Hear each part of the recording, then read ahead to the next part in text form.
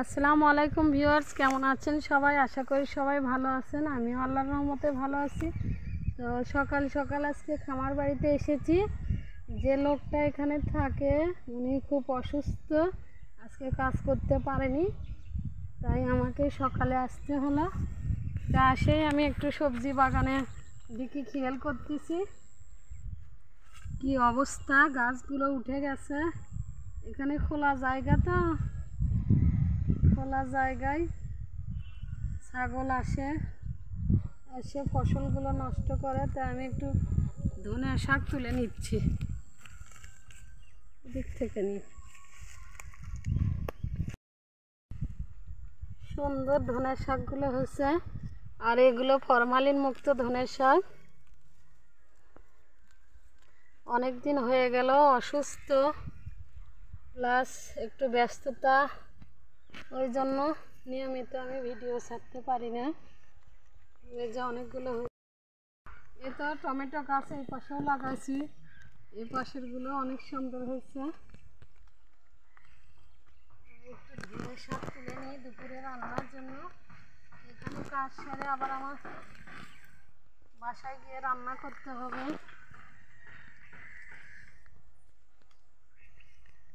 এই তো আজকে এইটুকুই তুলব।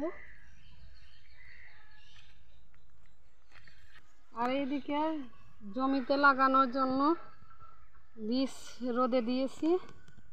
একটু রোদ দেওয়ার পর এগুলো পানিতে ভিজে রাখবো।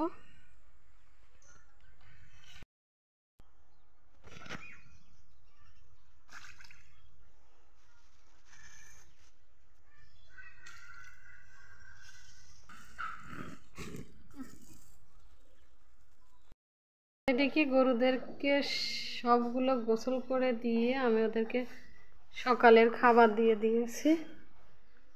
এখন আমার কাজ শেষের দিকে, আমি বাসায় চলে যাব। আর আমার মেয়েরা স্কুলে যাবে, ওই জন্য কাজটা আমার তাড়াতাড়ি সারতে হলো। আবার বিকেলবেলায় আসবো। এদিকে কালুর খাবার আগে শেষ করছে, কালু ফার্স্ট হয়েছে। আর যেহেতু অনেক দিন পর সকালে আসলাম খামারেতে, একবারে গোসলটা ওদের করে দিলাম। শীতের দিন সকাল সকাল গোসলটা করে দিয়েছি, ঠান্ডা লাগবে না। খাচ্ছে, বেলার খাবার খাওয়া এখনও শেষ হয়নি।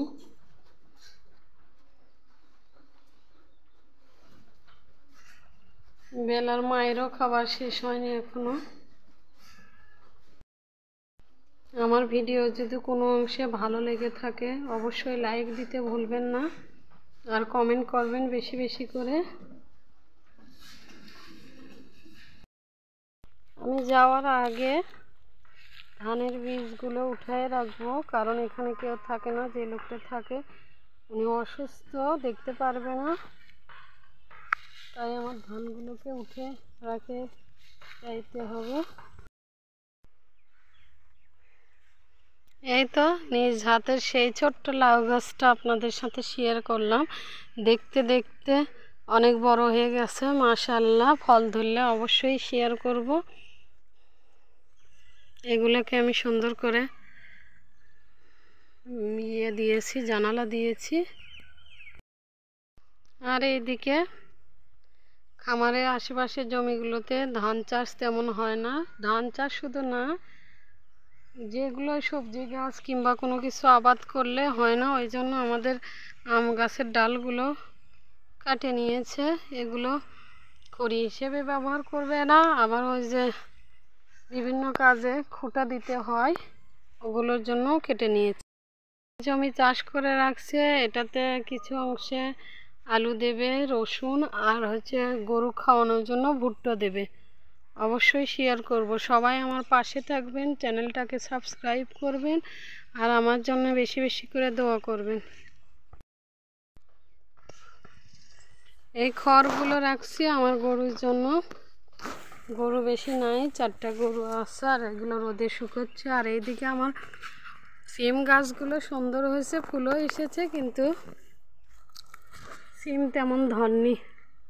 কিছু ধরেছে, সেগুলো শুকিয়ে শুকিয়ে যাচ্ছে, মনে হয় পানি দেওয়া লাগবে গাছের গোড়াতে। তা আজ থেকে আমি পানি দেওয়া শুরু করব।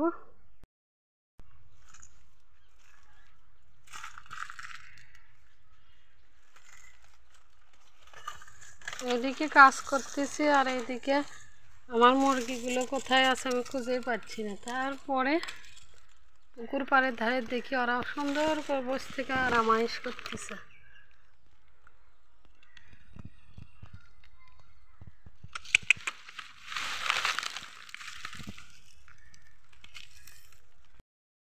বীজ রোদ দেওয়ার পর একটু রোদে দিলাম, রোদ দেওয়ার পর এই যে পাতিলে ভিজে রাখছি। এটা 2 দিন ভিজে রাখার পর আবার শুকনো জায়গায় তুলে রাখবো।